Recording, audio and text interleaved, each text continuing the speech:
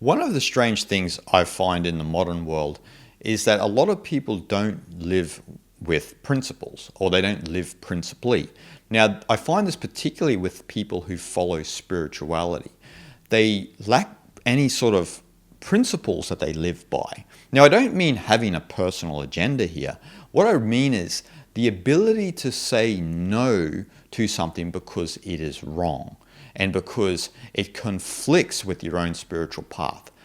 For whatever reason, within a particularly New Age spirituality, people are increasingly becoming very weak and, in some sense, spineless, and lack the ability to say no, that they don't agree with something, and then they're just going to go this way because it conflicts with their own spiritual understanding.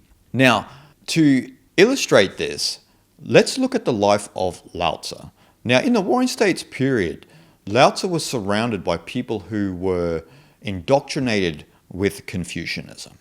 And Confucius had this socio-political religious system that he recommended for people, and that actually became the main indoctrination during the Warring States period of China.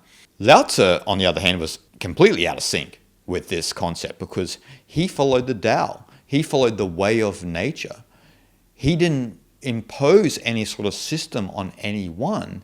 He wanted them to follow their own natures and not fall for an external system that was imposed upon them, that taught them to sleep a certain way, to eat a certain way, and to submit to their role with some sort of fake sincerity, which is what Confucianism actually is. It is a regime of sincerity.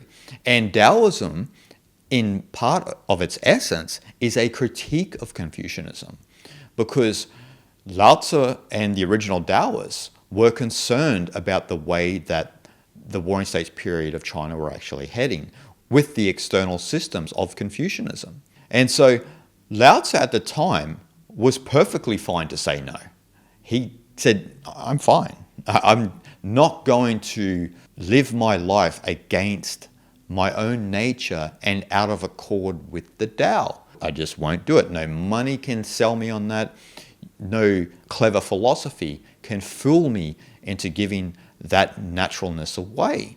Now, Lao Tzu is believed to have been a librarian or some sort of scholar in that period of time, if you believe he actually existed. But that's what the actual stories state, that he was some sort of librarian or wise scholar.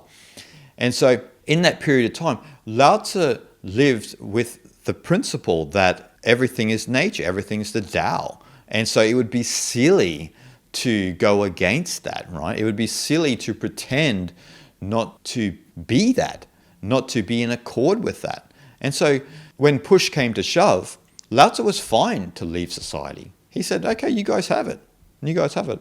I'm going to continue on my own spiritual path, particularly because he was outnumbered. There was just him and, a bunch of people who were indoctrinated with Confucianism.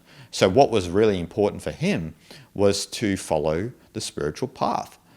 And when he got to the West Gate and the guard begged him to leave some wisdom, that's why we have the Tao Te Ching today, the 81 verses of the Tao Te Ching. Lao Tzu left that with the guard, and the guard did what he did with it, and then Lao Tzu went on his way into the western part of China, never to be seen again. Now, that's the type of principle that I'm talking about. That's how we can live principally. And in the modern day, particularly within the current situation we are in, a lot of people are not living principally. They're just giving in to the narrative that's being spun within the media and the government and so forth and so on. But you have to be fine to say no, because again, a government and media are external systems that are trying to get you to behave and act in a certain way and to think a certain way and to look at each other in a certain way. If you can believe it, the media and the governments actually promote discrimination. And unfortunately, because they do promote discrimination, people who unconsciously consume this toxic knowledge from the government and media, they begin to also promote discrimination within humanity. And we're all one, right? And so we have to obviously live from that understanding that it's all one. There is only the one reality. All is Tao, all is Brahman. And so that should be how we live principally. That's how Lao Tzu lived principally. And anyone who wants you to think different, it's fine to say, no, I'm okay. I'm okay. I see reality differently to you. I don't see reality as you see. You see it in a very subjective, self-interested manner, and you also support discrimination, and you support the violent separation of humanity. Me, on the other hand, I understand the reality as one. I have a sense of unity within my consciousness. And so I'm not going to fall for your mind pathogen of duality and separation that you uphold. And so it's very important to live with principles in this regard.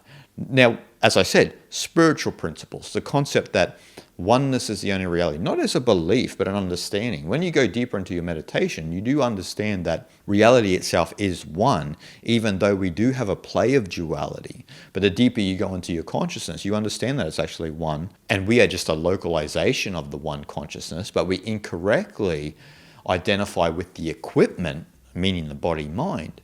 And so then we fall out of sync with the one unified reality or consciousness or Brahman, if you will. And so it's perfectly fine to live with principles. Don't give your principles away just because the government or the media tell you that you should behave like this or you should condemn a certain portion of society and so forth and so on.